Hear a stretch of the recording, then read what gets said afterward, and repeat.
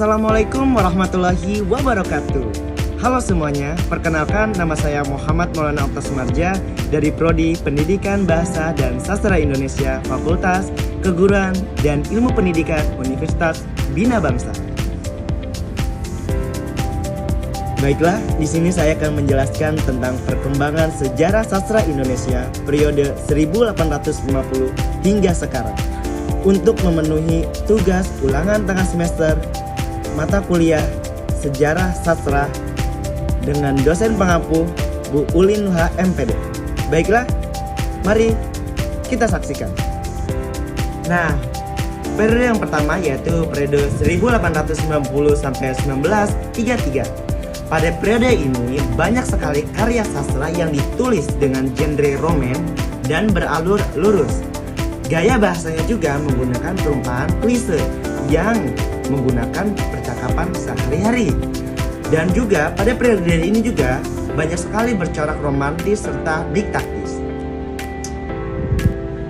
Nah, periode yang kedua yaitu periode dari 1933 sampai 1942. Pada periode sastra ini yang berlangsung adalah angkatan pujangga baru. Angkatan ini juga muncul sebagai reaksi terhadap sensor yang dilakukan oleh Balai Pustaka terhadap karya sastra yang menyangkut nasionalisme dan kesadaran kebangsaan. Jadi kalau ada dari karya sastra yang berjudul atau dari keluaran dari Balai Pustaka, berarti itu adalah karya dari periode kedua dari 1933 sampai 1942. Nah, selanjutnya yaitu periode yang ketiga, yaitu dari 1942 sampai 1945. Periode ini terjadi pada masa kedudukan penjajahan Jepang yang ada di Indonesia. Juga merupakan waktu yang penuh dengan perubahan politik, sosial, serta budaya. Masa ini juga sangat berpengaruh terhadap sastra Indonesia yang lebih banyak mengarah kepada pemikiran nasionalisme serta perjuangan kemerdekaan. Ya. Selanjutnya ada periode 1945 sampai 1966. Periode ini juga sangat penting dalam perkembangan sastra Indonesia karena berkaitan dengan proklamasi dan pergolakan politik yang terjadi di Indonesia pada periode ini.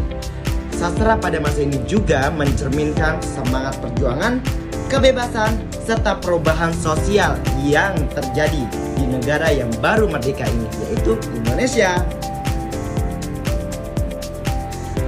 Nah, periode yang kelima yaitu periode dari tahun 1966 sampai 1990.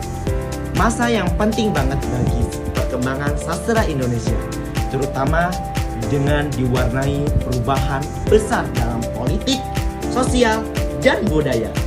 Dampak dari perubahan politik ini juga sangat mempengaruhi dunia sastra Indonesia, baik dari segi tema, gaya, maupun bentuk dari karya sastra Indonesia tersebut.